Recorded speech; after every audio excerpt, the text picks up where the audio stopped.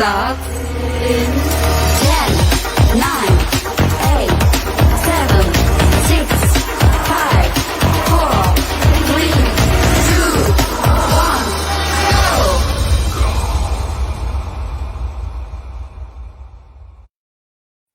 Ow. Good morning. Good morning. How are you, Neil? I'm fine, Mike, and yourself? That started too high-pitched and then had a tickle. Hello, how are you? Oh, what's going on with the weather? It's gorgeous out there. Hang on. Let me just have a quick look. Hang on. We got blue skies. We have here as well, but even more importantly, I've got my clerical shirt on and shorts. Oh, not again. Well, the Really? sun is shining. I can't not do shorts when the sun is shining. I've Almost a she sells seashells on the seashore one. Can't do shorts. Can't not do shorts when the sun is shining. I've had to put my fleece on because it's a little bit cold in here, and I'm not able to put the heating on because obviously it's. I think that's fair and proportionate. It's June. You can't have It's heating. June. So I can't have the heating on, but It's turned up on the 30th at the end of April. You know. It's. Do you know what? I'm surprised actually that my lovely wife doesn't have it on a yearly timer. So instead of having a daily time, we have a yearly timer. So and it's behind a padlock as well. So box on the wall. Twiddle. Yeah. We used to, when I was growing up, my mum and dad have now got a new combi boiler, which is very posh. It's very diddy. And Dad was showing it me when we were up there a couple of weeks ago. And he said, it's got this smart thing. And he said it does. And he was just telling me about how it works. But still on the wall above it is the old one, the clock one that you go. Oh, yes. Yeah. Still got that. And I said, why have you still got that on the wall? And he said, if I take it off, I've got to patch it. If I leave it there, it looks fine.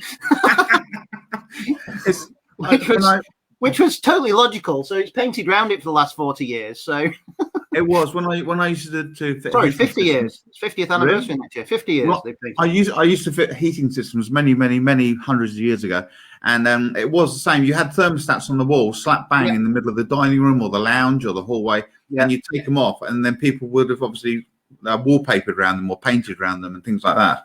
I've got a confession in the manse here. We had the church house, for those that don't know what manse is, where I live. We had a phone socket in every single room, from years gone by that you didn't have cordless phones. Yeah. And there was one in the kitchen, smack bang in the middle of the wall, like that. And the decorators had decorated around it before we moved in. And I thought, what is the point of that? So I took it off the wall, filled in the hole, put a bit of touch-up magnolia on it, and put a notice board over it. But I've done that in a variety of the rooms, where I know the socket's dead. But in one of the rooms where the other line comes in, I'm not sure which ones are dead and alive. And it's that nervousness of, if I cut this, will I just mess up my internet? I can't afford to do that. So it's all good fun. But how are you today anyway? I'm fine. I've got a little bit of a headache, but that'll go in time. I've been struggling with headaches at the moment, but I think I said last week I'm getting new glasses. They come this weekend, but reading's been quite interesting, and it kind of gives me a headache at the moment. It's called getting old, isn't it? It stinks. It really does. But we need to. Today's show is all about what's happening locally. We're going to talk about Squish. We're going to talk about Canby Theatre and other things that are coming up around the area. Places are starting to open up now. So we're going to go to the viewers' comments first. I was going to say first, before we do that, though, before we go local, let's go more global. I just wonder if any of our viewers have succumbed to the Amazon Prime days. Have they bought anything on Amazon Prime? Because you didn't even know it was on, did you? No. And why does Jason do that all the time? He just puts up a blank. Never mind. Okay, so it's his thought process. But I wonder if any of the viewers have succumbed to Amazon Prime, and what have you bought? Have you bought anything you didn't need? Anything you did need? And should I tell you what I bought? Go on. You're so happy with this purchase. Yeah, I'm not telling you the second purchase because she listens to it and she doesn't need to know that yet. Yeah. But I looked, and it's one of those things. Gin's quite expensive, isn't it? And on Amazon Prime, they were having 50% off some gin. So a bottle of gin for £13, another for 15. So I was very happy. Was it good? Was it good gin? It was. It's Boodle's gin, which I quite like. Lisa, though, what's Kel bought you without you knowing, though? And that's part of the fun of the surprise. And one of the reasons I love buying alcohol on Amazon is because it was like yesterday. I came in, had my dog collar on. Yeah. The Amazon van pulled up. He'd been around the corner, obviously tried to deliver nobody in. Come around the corner, and I'm there, and he says to me, as I've got my collar on, "You got any ID, mate?" What did you say? Thank you. Because it's alcohol, and it was just kind of. I just smiled and went, "Yeah, mate, there you go." it was so fun, and Jason's right, and this is the blessing of Amazon Prime. If you have a Amazon Smile account, you can have High Cross Church or any other charity. I'd say High Cross because I'm biased as the one that gets a donation from that, and I've been using that for ages. So all my Prime purchases have had a couple of pennies go to High Cross, so it's great to do. So it's really, really good. That's really Amazon good. Smile is a great thing. So if you use Amazon and you've not got a Smile account, please set it up because it's free money to charities, and it means that Amazon gives away a minor fraction of any profit they might make. I still can't work out how they manage to make money, but hey. The thing is, though, with Amazon, okay, if you go like past Wales and places, like, you get their massive Amazon warehouses. Past Wales, Irish Sea. Yeah. So you get these all of a sudden you're passing these Amazon warehouse. Oh, your lights on. Just I know it's time. They're massive. And do you think it's like going to a big Argos? The delivery driver turns up and he's got to wait in the queue. And you get a little go to window A. and then does he see the parcel coming down? And do you remember the days in Argos where you'd order something that was fragile, and you're thinking, oh, how am I going to get this home? It's fragile. Then you hear as it hits the conveyor belt at the top, and it comes down the conveyor belt going. Yep. And you're thinking it's fragile, and then you have to shade. Then they pick it up and slam it on desk. And go, did you order this? It's just and it's like, and then they stamp the collected thing on it, but normally with the receipt on top of the box of the fragile item. Yeah, and of course, not forgetting the other thing is, did you order the 500-piece jigsaw puzzle, crystal decanter? Oh, we've all been. What amazes me though is that would happen in Argos, and Argos is still a great British institution, isn't it? It's got to be said, even though they don't have the catalogue anymore, which was the highlight of my childhood. That was Christmas. That was Christmas right there. Christmas. It doesn't matter what you get. It was looking through the Christmas edition of the Argos catalogue and putting a circle around it, knowing for sure you were never going to get it. And now what happens? People, your grandparents or your parents say to you, what do you want for Christmas? You used to be able to go to the Argos catalogue, open it up and go, I want that, I want that, I want that, I want that. Now you can't. But even if you didn't know what you wanted, it gave your parents an idea of what you were into. Yeah. Because that's it now. You say to my godson, it's his birthday on Saturday in Germany. Got to order a present. Thank you for reminding me. But through Amazon. You've just missed it, though. Well, it will be through Amazon DE. It's the only way to do it. But it's. I sent his mum a message and said, "What's he into? What's he want?" So I got a message back going, "This book," and got the exact details. I'm thinking, "Oh, thank goodness," because I'd have no idea because there isn't the Argos catalogue to. Well, the thing, I mean, my parents, okay, they don't really like what the kids of today do, gaming and things like that. Because the simple reason is they've got no problem with them gaming and that is that they buy a receipt with a number on it. You don't get a box. That doesn't feel like a proper present. It doesn't, does it? And you don't get a box. You don't get, But remember growing up, you used to the cop-out present was a gift card, wasn't it? Yeah. And that used to be seen as a cop-out present. Whereas now, if you ask my kids, what do you want? Oh, can I have an Amazon voucher? Or can I have a Kex voucher or a Waterstones voucher? That for them, part of certainly with my two, they love going into Waterstones with a Waterstones voucher and just browsing the bookshelves and then coming out with a book. And my son took himself down there on Monday because he had a Waterstones voucher from something. Yeah. It was from a quiz we did at High Cross about 18 months ago. Thanks, Sam. And Alexander took it down and he came back with a book, and he then it was Friday, and then spent the whole weekend reading it. And there was something mystical. Whereas if I'd have got a voucher growing up, I'd have gone, oh.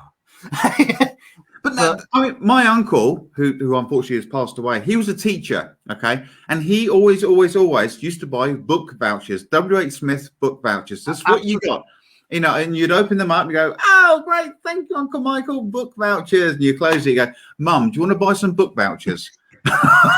Yeah, and the funniest one with having a child with autism on the autism spectrum disorder, I've had times where a present's been opened and the child has gone, "Got that." But you're saying about teachers. Today is Thank a Teacher Day, isn't it? Yes, Let me just say that slowly so that viewers get it. Thank a teacher day. Yes. Basically, obviously, teachers have worked, as have a lot of other people, worked so hard over the past 2 years, having to change how they actually do work. Yep. But Mike, do you have a teacher? I have when I was at school, I was at Frimley Green C of E. So what's the teacher you remember? Because some of the viewer might remember the same teacher, so be careful. No, she was a lovely teacher, Mrs. Miller. Mrs. Miller, she was the Arcala as well of Frimley Green Cubs, and she was fantastic. And she was always there, but she was one of those teachers where, like, you're always a bit wary of, because she had that teacher sort of, come here, come here, boy, and all that sort of stuff. And weren't teachers always old? No matter how young they were, teachers were always old. Does that make sense? Yeah, I mean, our teachers used to sit in comfy chairs as well. They used to, story time, used to sit on the carpet. You always had to sit on the carpet cross-legged. Yeah, sit down on the carpet, okay, and then they would sit in their comfy chair, and then they'll get a book. And there were those nylon-y carpets, weren't they, that were always itchy? Oh, yeah, and yes. And you get your bottle of warm milk to drink whilst you were having the book. If you were lucky, but also the other thing was people used to go to sleep. People used to go to sleep on the carpet. Oh, if you want to go to sleep, put your head down, go to sleep. No, you wouldn't do that. If you went to sleep, someone would be like put a pen in your nose or something like that. It's like it's funny though. But you do remember, when you said to me earlier, who was your favourite teacher? I was thinking secondary school, but you're right. I remember some of my wonderful primary school teachers, and it's weird that I can think of Mr. Edge, Mrs. Selby, Mrs. France, Mrs. Smith, Mr. Yates was the head teacher. And you kind of go, how have those names just come to my mind? And then I remember secondary school, oh, brilliant. And Mr. Harvey made you fall in love with Shakespeare. It's great. I remember, I can think of Mr. Seckham, who was our English teacher, who always seemed old, but he's still teaching. So he must have only been in his 30s when I was at school. And I'm on a Facebook group from my old secondary school. And what's wonderful is that some of the teachers are on there as well.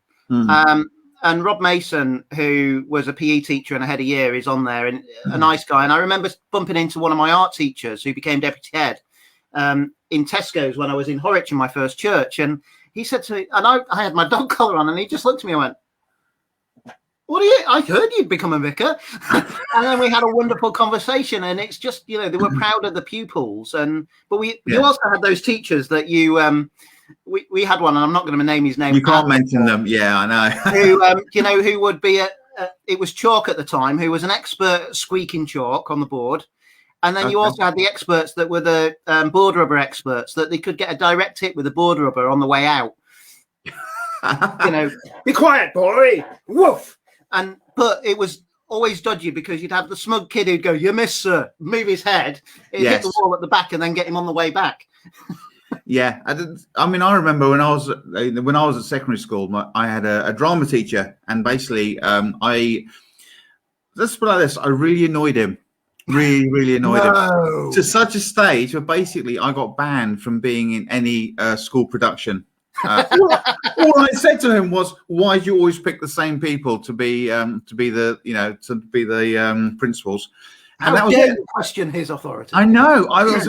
You're going to do. You will never amount to anything in drama. Never, ever, ever. You will never be anything in drama. You've got to put that one up from Jason that he's just put up there, because that is. Hang on. A big shout out to Martin Riddy, Mr. Riddy from Collingwood, who a lovely man who actually attends High Cross. So it's great to see you, Mr. Riddy. So Jason, be afraid. Be very afraid. Yeah, yeah. Okay, so we're And going. what gets me is, though, I thought Jason was really old, and I know Martin isn't that old at all. So, crikey, Jason, you must be old. We're gonna. But you have your favorite. I remember a story of a wonderful teacher who, again's going to Well, he's off now. He's off now. I can't stop. I can't stop. Okay, here we go. I You've know, got 15 who's minutes, remain Mike. nameless. And I left school, and it's one of those where you go, well, the rumour's true. But apparently he got sacked because he did a trip, and he left a couple of children at the motorway services because they were annoying him. And it's one of those where you go, it's so wrong, but at the same time you go, that's awesome. Yeah, I remember when I was a lot younger. I was a teenager, and I was helping out with a cub trip up to London. Sorry, I've just seen Lisa's comment. Well, they're all coming up now.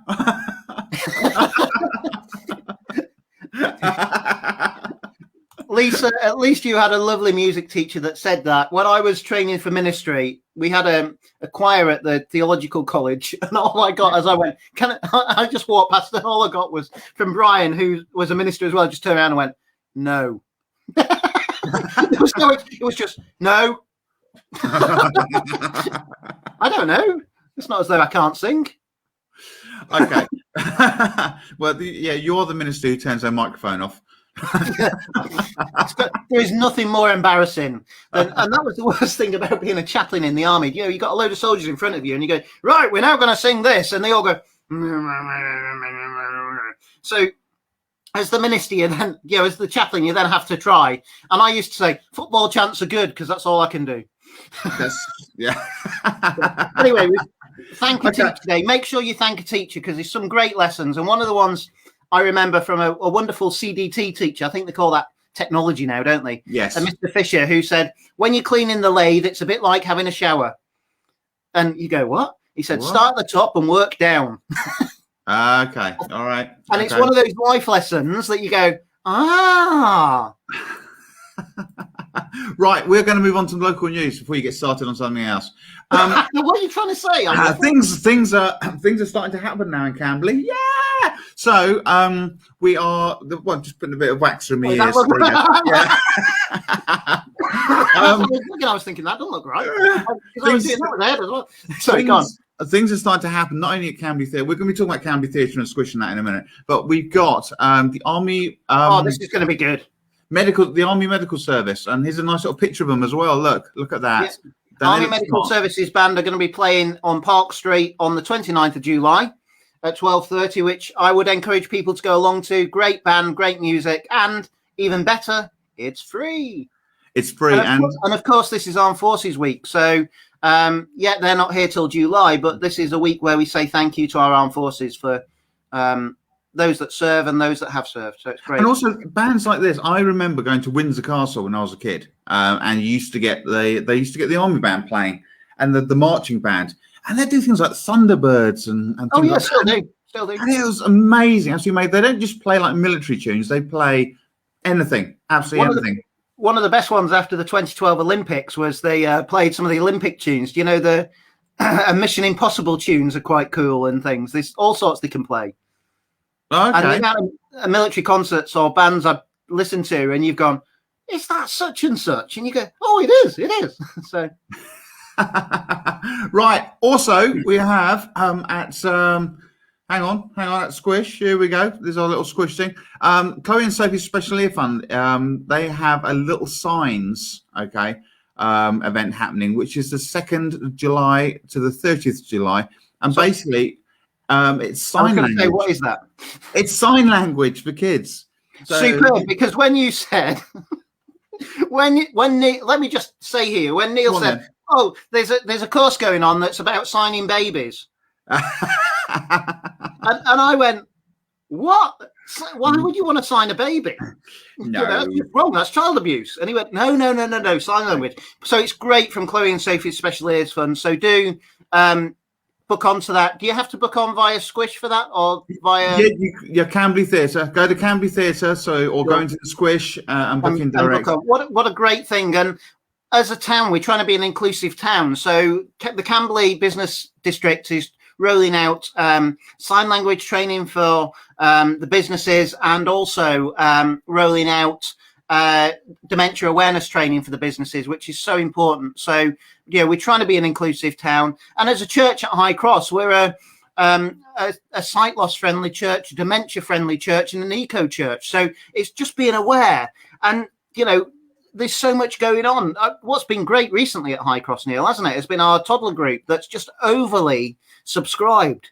So Sorry, there's a waiting list. I was in production mode then. I was looking at what's going on. Yes, the toddler group at High Cross is a phenomenal place, and it's twice a week, but you have to book in advance. Now, what's been going on is so many people booked on.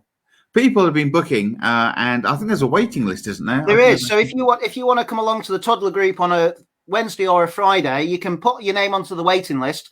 Get in touch via Facebook through.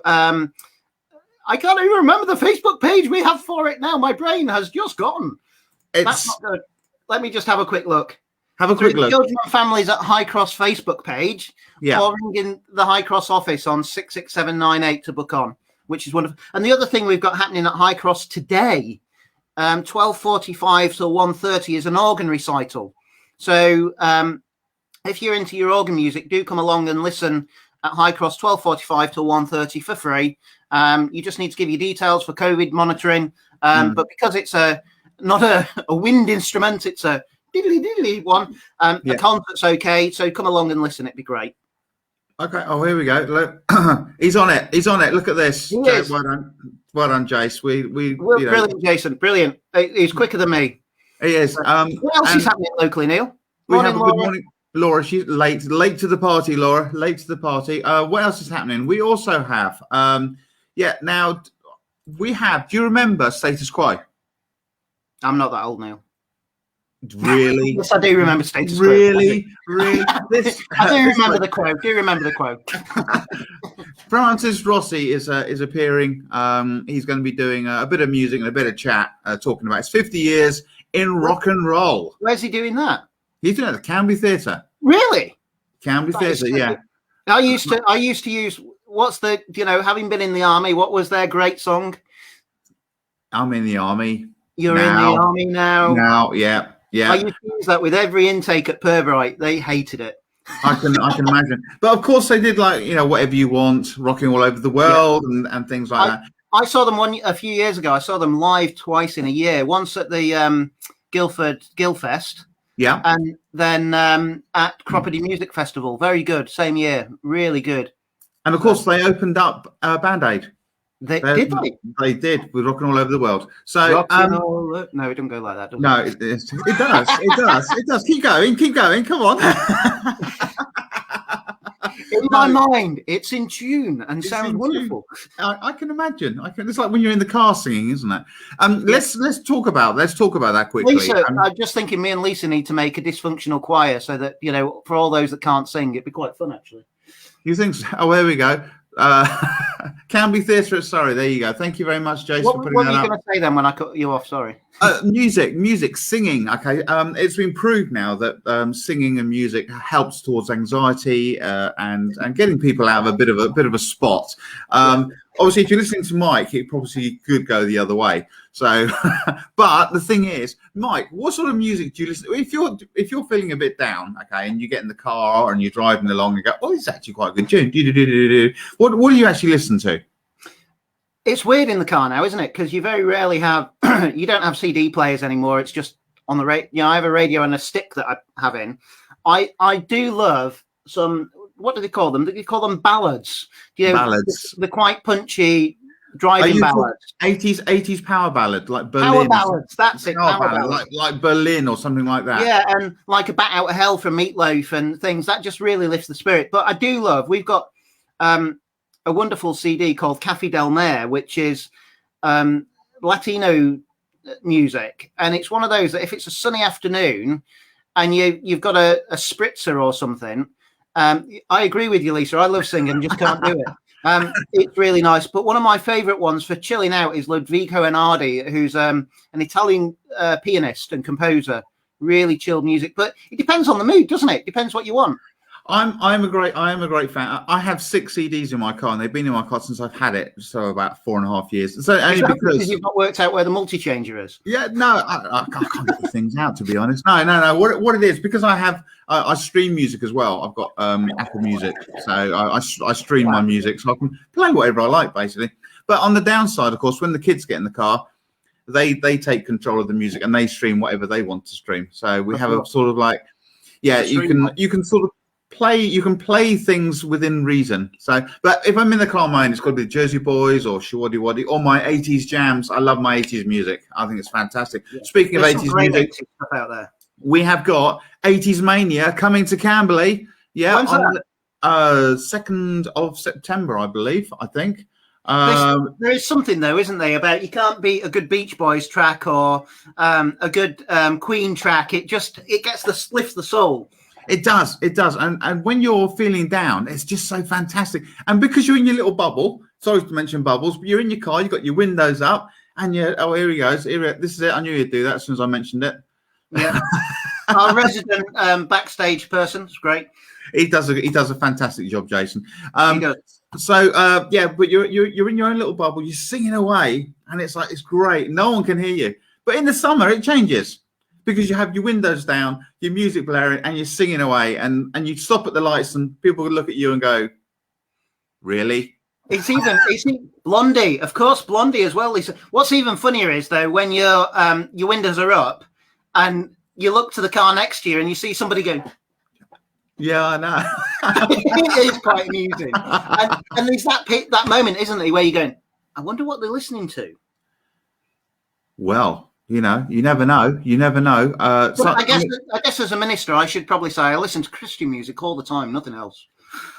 But you do get. There is some good Christian stuff out there, and sometimes you need that boost of some good, worship songs and things. But actually, I listen to all sorts. Whatever. There is a minister who was in Bronski Beat. He used to play the keyboards. I can't remember his name now. Well, there was the guy that's on does Radio 2 on a Saturday morning. Who was my brain's just gone. I can't remember. Reverend Richard Coles. Yes, he was the keyboard player in Bronski Beat. Yes, he was the keyboard player. He did Bronski Beat, the Communards, and all. He had that rock and roll. Yeah, he had that rock and roll lifestyle. And look at him. So, Mike, this could be you. There's one slight smidgen of an issue there. What? I can't sing and I can't play a musical instrument. Well, he never used to sing, but he used to play keyboards. But that's the other slight issue as well. Yeah. And I'm not very good at miming. So I'm going to the 80s night. In fact, there's 14 of us going. If that's ever a reason not to go. I hate to say it, Mike. I'm actually going as well, and I bought tickets to go. I know. Unfortunately, it looks like we're being joined by Jason as well. Hello, Jason.